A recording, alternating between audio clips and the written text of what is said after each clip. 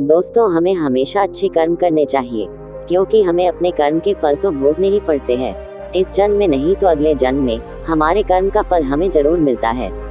ये कहानी भी उसी के बारे में है। एक पति पत्नी जंगल से नगर की तरफ जा रहे थे। चलते चलते उन्होंने एक पेड़ के नीचे विश्राम करने का सोचा। दोनों एक पेड़ के नीचे विश्राम करने के लिए बैठ जाते हैं। वहाँ एक योद्धा भी विश्राम करने के लिए पेड़ के नीचे बैठ जाता है। पत्नी उस योद्धा से कहती है कि क्या आप मुझे कुछ क्षण के लिए अपनी तलवार देखने का मौका दोगे। योद्धा तलवार देखने के लिए उस औरत को दे देता है।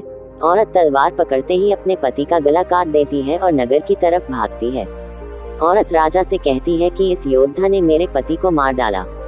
औरत की बात सुनकर राजा ने उस योद्धा की दोनों बाजुओं को काट देने को कहा ताकि वह कभी भी तलवार न चला पाए।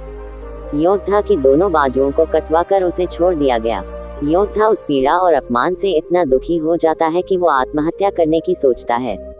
वो आत्महत्या करने ही जाता है कि रास्ते में उसे एक साधु मिलते हैं। साधु योद्धा को ऐसे देखकर पूछते हैं कि बेटा, तुम क्यों ये कदम उठा रहे हो।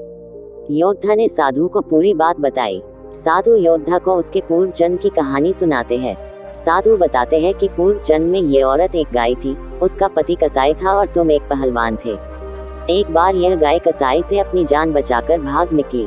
कसाई ने शोर मचा दिया कि कोई उस गाय को पकड़ो, वह भाग गई है। कोई भी उस गाय को पकड़ने के लिए आगे नहीं आया, क्योंकि सब जानते थे कि ये कसाई गाय को पकड़कर मार देगा। पर तुम अपनी शक्ति का प्रदर्शन करने के लिए आगे आए और अपनी बाजुओं से उस गाय के सींग पकड़कर उसे रोक दिया। इस तरह से तुमने गाय को रोककर उसे कसाई के हवाले कर दिया। कसाई ने उसे मार दिया। ये औरत उसकी पत्नी के रूप में उस कसाई से, जो इस जन्म में उसका पति था, उससे अपना बदला लेने आई थी। तुमने उस गाय को अपनी बाजुओं से पकड़ा था, इसलिए उसने तुम्हारी बाजुएं कटवा दी। तुम्हें अपने पिछले जन्म के कर्मों की सजा इस जन्म में भोगनी पड़ रही है।